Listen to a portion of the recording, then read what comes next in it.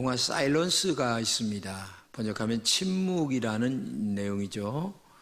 17세기의 일본 선교를 떠난 페레이라 선부 선교사에 대한 이야기입니다. 근데 이분이 소식을 듣기로는 배교했다는 소식을 듣습니다. 그러다 보니까 그의 제자들이었던 로드리게스와 까르페 신부가 스승을 찾아 나서는 것이 영화 이야기입니다.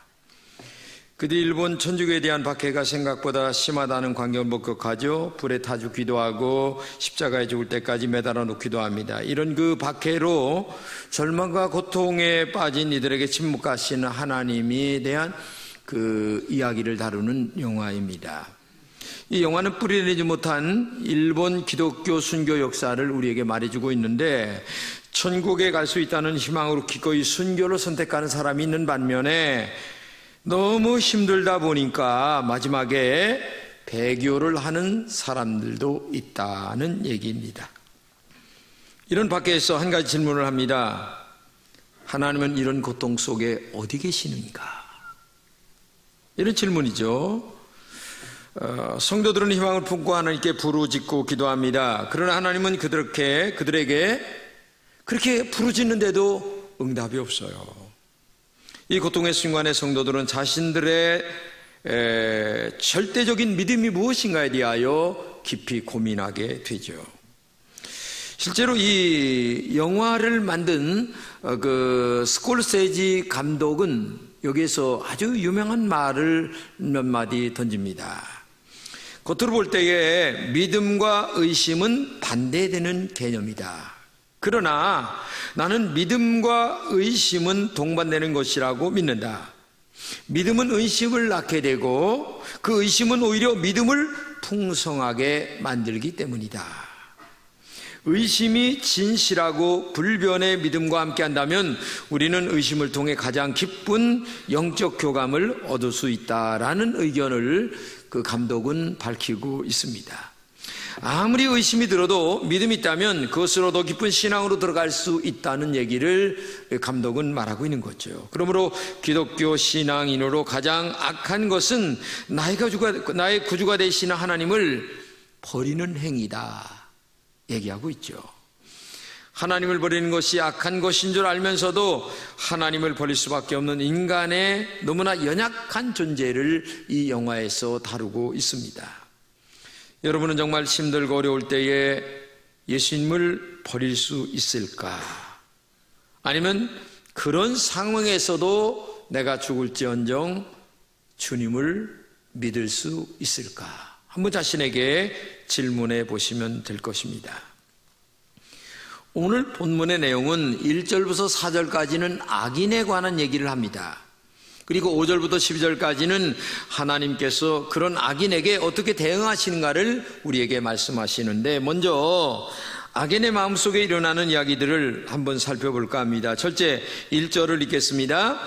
악인의 죄가 그의 마음속으로 이르기를 그의 눈에는 하나님을 두려워하는 빛이 없다, 이렇게 얘기합니다. 악한 자들은 마음속에 이 죄가 있는데 그 죄가 있어도 하나님을 두려워하지 않는다는 거예요. 다른 말로 얘기하면 하나님을 경외함이 없다. 하나님을 향한 마음이 악한 자들에게는 없다는 거죠. 2절도 함께 보겠습니다. 그가 스스로 자랑하기를 자기의 죄악은 드러나지 아니하고 미워함을 받지도 아니함이라 함이로다 말합니다. 자기가 지은 죄악에 관하여 아무렇지 않다는 거예요. 악인은 눈에 죄가 보이지도 않습니다. 죄를 죄로 알지 않습니다. 그래서 악인은 계속 악한 일을 한다는 거예요. 3절도 한번 읽겠습니다. 그의 입에서 나오는 말은 죄악과 속임이라 그의 죄와 선행을 그쳤다.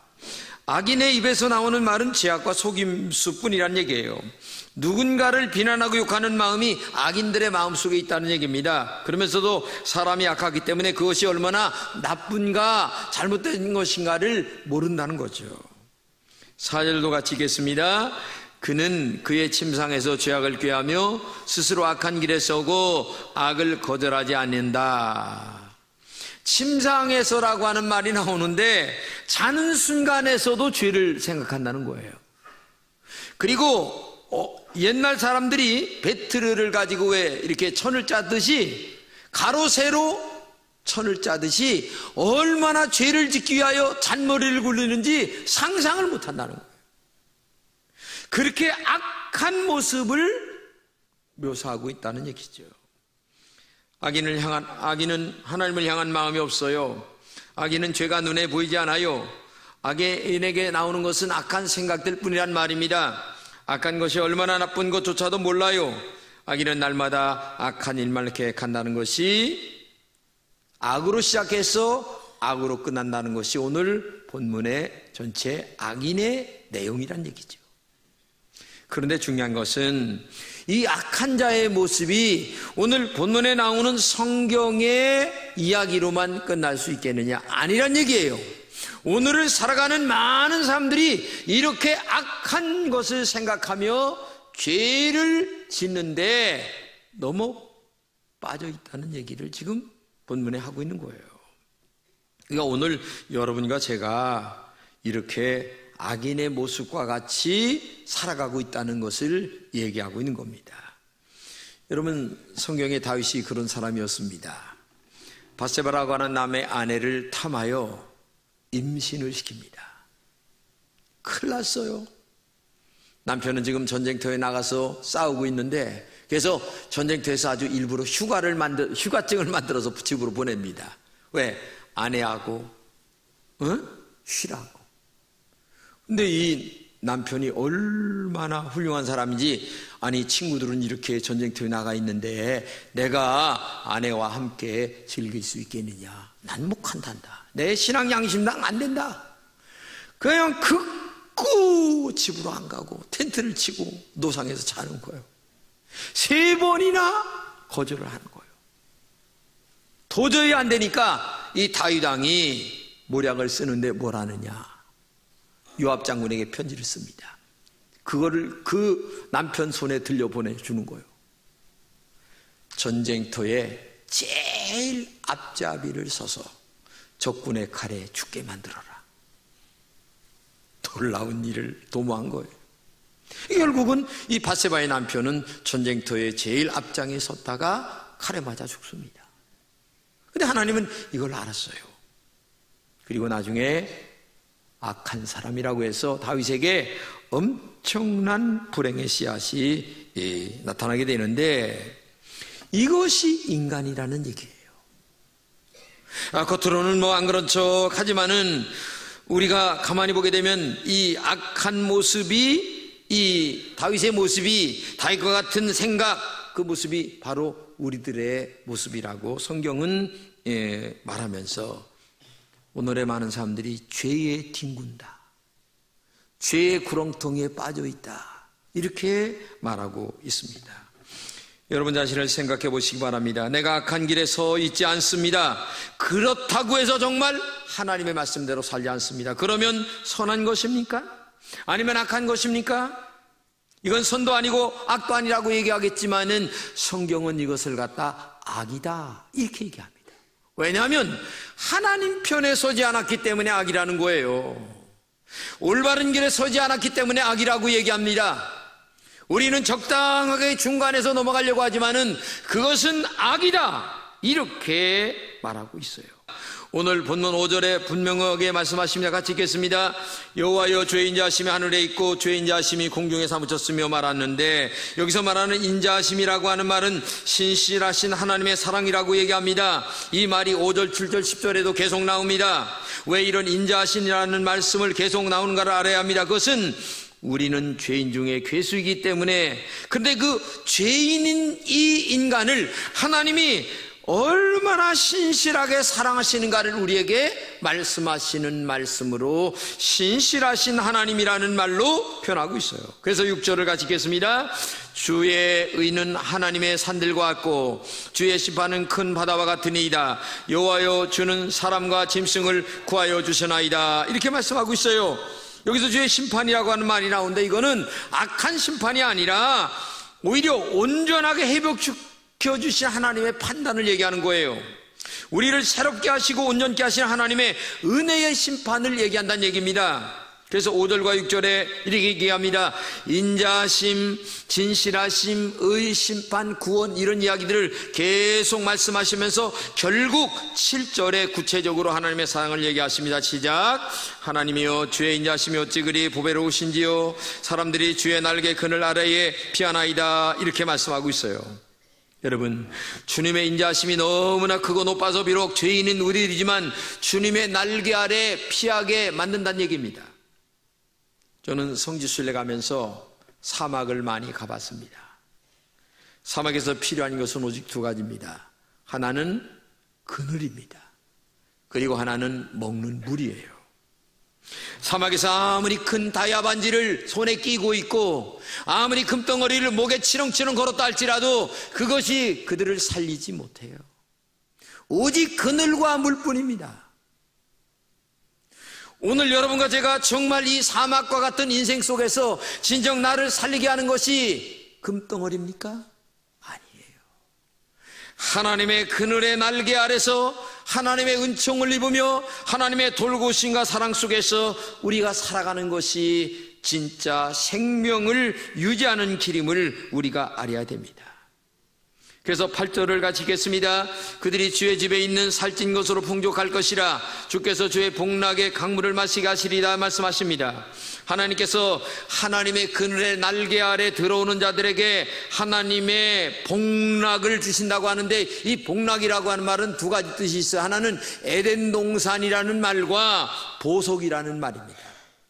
그러니까 에덴 동산처럼 우리에게 축복을 주시고 보석과 같이 아름다운 것들로 우리에게 은총으로 인도하신다는 것을 구체적으로 그늘 날개 아래 있는 자들에게 주시는 하나님의 은혜를 우리에게 얘기하고 있고, 9절에서는 또 얘기하기를 하나님이 우리를 회복시켜 주시는데 빛을 보게 된다는 얘기입니다. 이제까지는 악에 있던 눈이 이제는 선이 무엇인가를 안다는 거예요. 아, 이것은 악이구나, 아, 이것은 선이구나 라고 하는 영적인 눈을 열게 하신다는 거예요. 그래서 분명한 판단력과 그리고 잘못된 것과 잘된 것이 무엇인가를 우리에게 알게 하셔서 바른 길을 걸어가도록 하나님이 인도해 주신다는 것을 말씀하고 있는 거예요. 누구에게? 하나님의 그늘 날개 아래 그 밑으로 들어가 있는 자들에게 그렇게 말씀하신다는 얘기죠.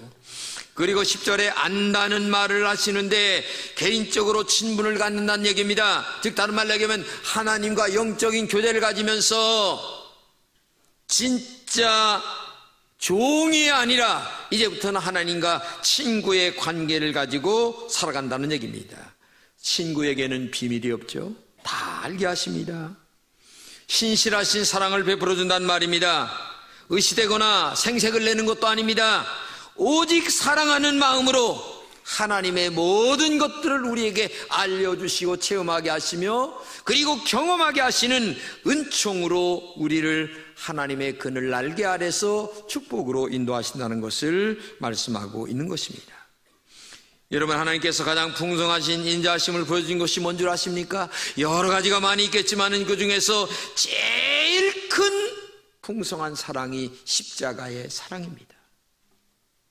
본문의 마음이 정직하다는 표현을 하고 있는데 이 말은 더 정확하게 말하면 하나님을 향한 의지를 계속 가지게 한다. 다른 말로 얘기하면 십자가의 사랑을 아는 사람은 하나님을 향한 의지 있는 사람으로, 신앙으로, 믿음으로 살아가도록 하나님이 은혜를 주신다는 거예요. 그러니 이것보다 더 큰 것이 어디 있겠느냐 그 말이에요. 여러분이 하루를 살면서 가장 많이 생각하는 것이 무엇인가 한번 생각해 보세요. 여러분이 가장 많이 생각하는 것이 여러분의 진짜 모습이에요. 돈을 가장 많이 생각하는 사람은 돈의 사람이 될 것입니다. 명예를 많이 생각하는 사람은 명예의 사람이 될 것입니다. 그 사람이 가장 많이 생각하는 것이 그 사람의 됨됨이이고 그 사람의 인격입니다. 사랑을 할 때 사랑하는 사람을 제일 많이 생각하잖아요. 만나고도 싶고 전화도 열심히 하고 싶고 얼굴도 보고 싶어 하는 것입니다. 왜? 사랑하기 때문에. 내가 하루를 살면서 내가 가장 많이 생각하는 것이 내가 제일 사랑하는 것입니다. 전혀 생각이 안 나면 사랑하지 않는 겁니다.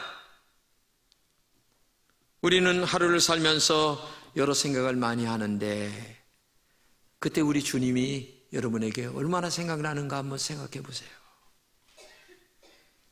예배 시간이 생각납니까? 기도 시간이 생각납니까?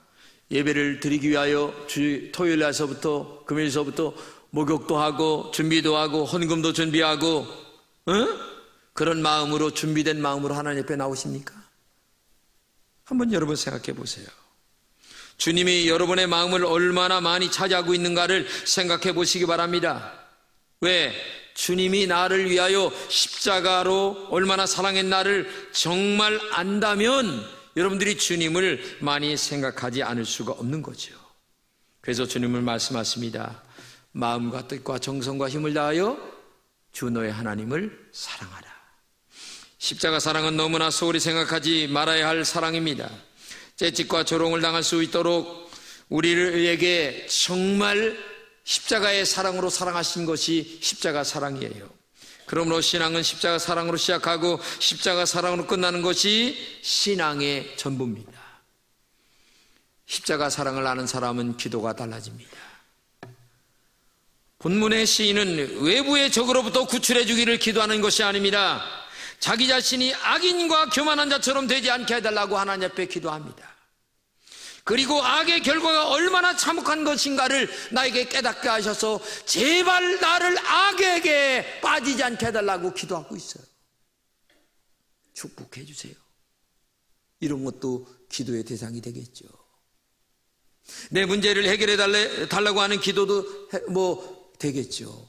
그러나 본 시편의 기자는 하는 말이 악이 얼마나 무서운 걸 알게 도와주시고 악의 종말이 얼마나 더러운가를 알게 하셔서 내 평생 악에 빠지지 않고 의롭게 하나님의 말씀을 따라 살다가 주의 날개 그늘 아래로 들어가 평생을 살아가는 삶이 되게 해달라고 이런 기도를 하고 있다는 거죠.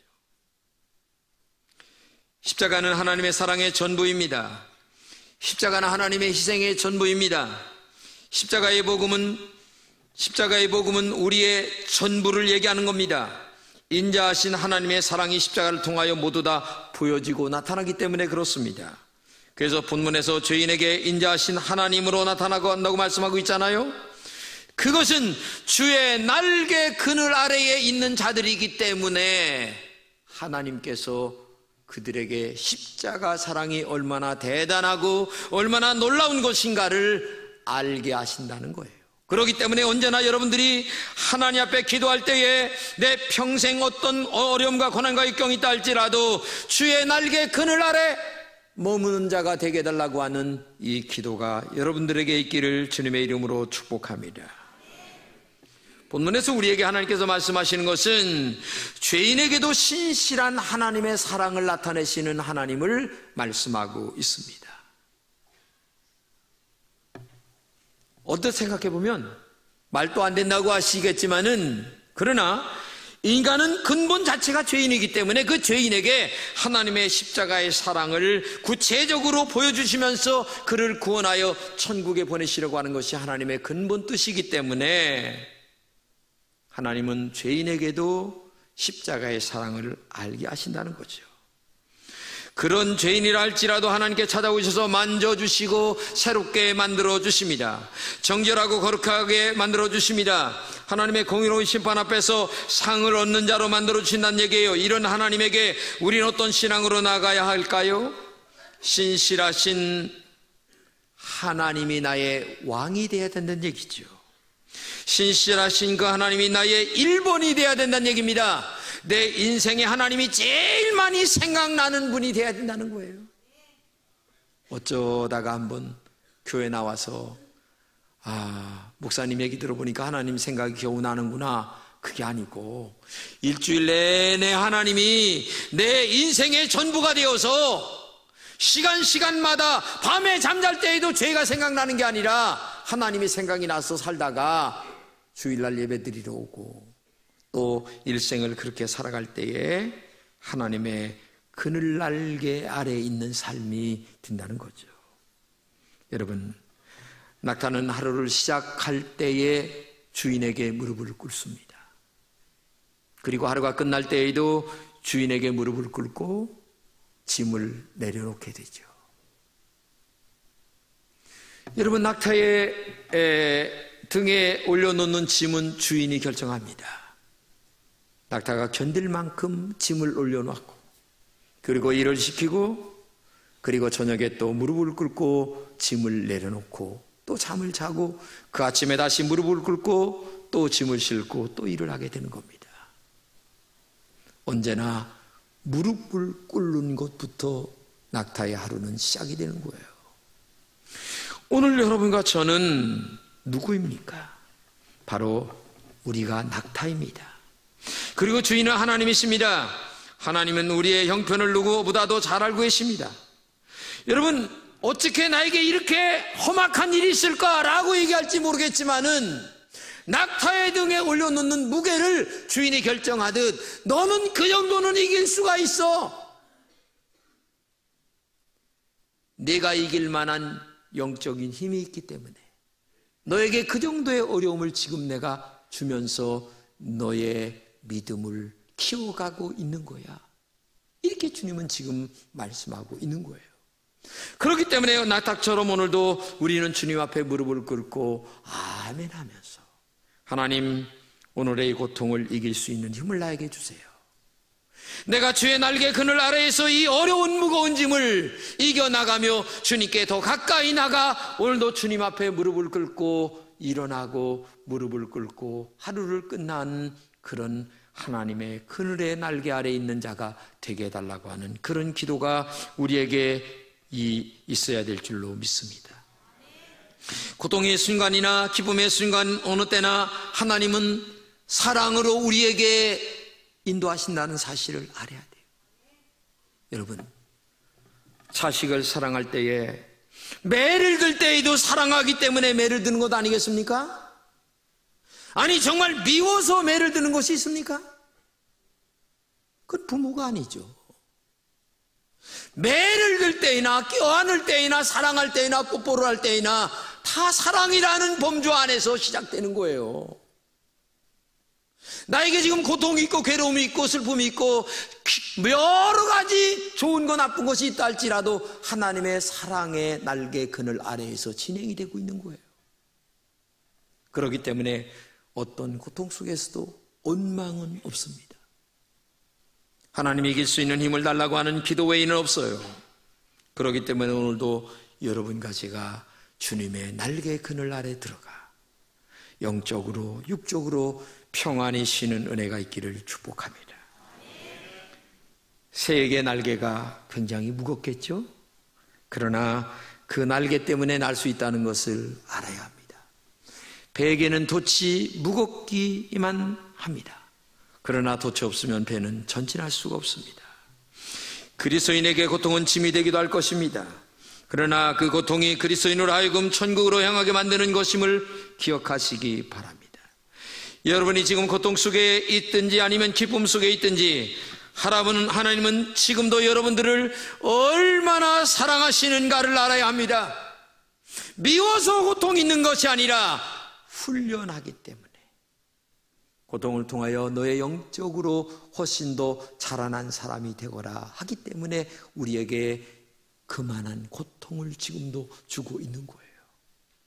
우리는 기쁠 때나 슬플 때나 아니면 힘들 때나 어려울 때나 내가 주의 날개 그늘 아래에 있으면서 주의 훈련을 받고 있다는 사실을 기억하면서 언제나 감사하고 언제나 하나님께 영광을 돌리고 오늘도 주의 날개 그늘 아래에 있음을 감사하는 여러분 되시기를 주님의 이름으로 축복합니다.